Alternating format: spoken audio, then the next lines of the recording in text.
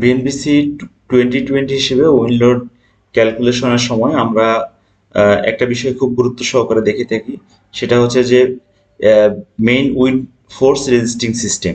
তো main wind force resisting সিস্টেমে গিয়ে আমরা দেখি যে একটা বিল্ডিং যখন উইন্ড লোড দেবো তখন বলা হয়ে থাকে যে rigid building of all height. আমরা অল হাইটে যখন একটা বিল্ডিং এর উইন্ড লোড দিব তখন হচ্ছে বিল্ডিংটা রিজিড বিল্ডিং কিনা। যদি রিজিড বিল্ডিং হয় তখন হচ্ছে আমাদের এই ইকুয়েশন, অর্থাৎ P is equal to Q GCP minus Q GCP. এখানে জি হচ্ছে আমাদের গাস্ট ফ্যাক্টর। কিন্তু রিজিড বিল্ডিং না হয়ে বিল্ডিংটি যদি আমাদের ফ্লেক্সিবল বিল্ডিং হয় তাহলে এই বিল্ডিং এর ক্ষেত্রে উইন্ডোড ক্যালকুলেশনটি একটু ডিফারেন্ট। কি ডিফারেন্ট? যে গাস্ট ফ্যাক্টর জি জায়গায় এখানে আছে জি এফ। তাহলে আমাদেরকে জানতে হবে যে বিল্ডিংটি ফ্লেক্সিবল কিনা বা রিজিড কিনা। তাহলে রিজিড বিল্ডিং কাকে বলে এবং ফ্লেক্সিবল বিল্ডিং কাকে বলে। তো আমরা পিএনবিসিতে একটু দেখি যে রিজিড বিল্ডিং কাকে বলে। যে রিজিড বিল্ডিং হচ্ছে a building or other structure whose fundamental frequency is greater than or equal to 1। যে ফ্রিকোয়েন্সি যদি ফান্ডামেন্টাল ফ্রিকোয়েন্সি যদি 1 অথবা তার চেয়ে বেশি হয় তাহলে এটা রিজিড স্ট্রাকচার।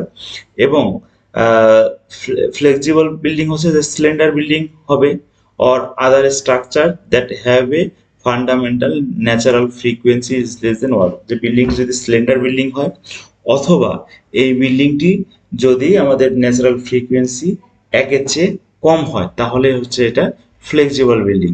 তাহলে আমরা এই ফ্লেক্সিবল বিল্ডিং কখন বলবো? যে যখন আমাদের ন্যাচারাল ফ্রিকোয়েন্সিটা অবশ্যই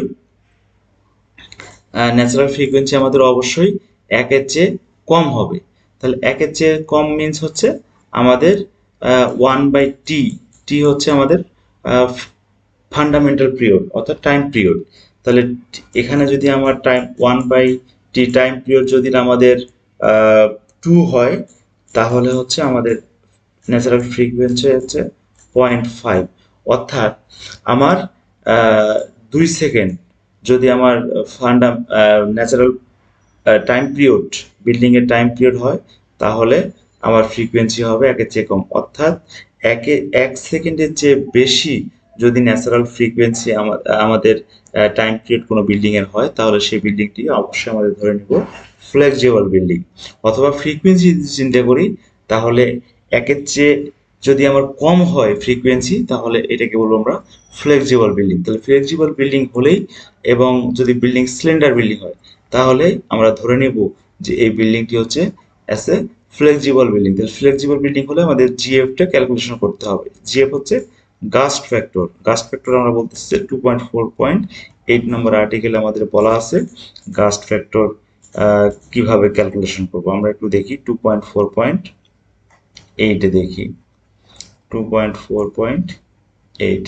জি 2.4.8 বলতেছে কাস্ট ফ্যাক্টর কখন যদি রিজিড স্ট্রাকচার হয় তাহলে আমরা ধরে নিতে পারবো 0.85 অথবা আমাদের এই ইকুয়েশন থেকে আমরা ক্যালকুলেশন করে নেব জির। কিন্তু বিল্ডিংটি যদি flexible or dynamic sensitivity structure হয় তাহলে আমাদেরকে জিএফ অবশ্যই ক্যালকুলেশন করে নিতে হবে। ফর ফ্লেক্সিবল আর dynamically sensitive structure as define natural frequency greater than 1 second. অর্থাৎ ন্যাচারাল যে পিরিয়ড যে টাইম পিরিয়ড আমাদের এটা 1 সেকেন্ডের চেয়ে যদি বেশি হয় অথবা আমাদের ন্যাচারাল ফ্রিকোয়েন্সি যদি একের চেয়ে কম হয় তাহলে আমরা এটাকে বলতেছি ফ্লেক্সিবল বা ডাইনামিকলি সেন্সিটিভ স্ট্রাকচার। তখন আমাদের এখানে জিএফ ক্যালকুলেশন করতে হবে। এই ফর্মুলাগুলো ইউজ করে আমাদেরকে কি করতে হবে?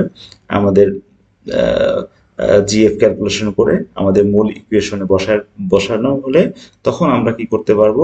আমরা উইন্ড লোডটি ক্যালকুলেশন করতে পারবো। তাহলে আমরা একটা বিল্ডিং এর উইন্ড লোড দেওয়ার সময় rigid structure or flexible structure দেখে আমাদেরকে গাস্ট ফ্যাক্টরের ভেরিয়েশনের কারণে আমাদের উইন্ড লোডের ভেরিয়েশন আসতে পারে। তো এই জিনিসটি আশা করি আপনাদের খুবই উপকারে আসবে। আপনারা বিল্ডিং এ উইন্ড লোড প্রোভাইডের সময় অবশ্যই ফ্লেক্সিবল এবং রিজিড স্ট্রাকচার কিনা এটা দেখে তারপরে উইন্ড লোডটি ক্যালকুলেশন করবেন। ধন্যবাদ সকলকে।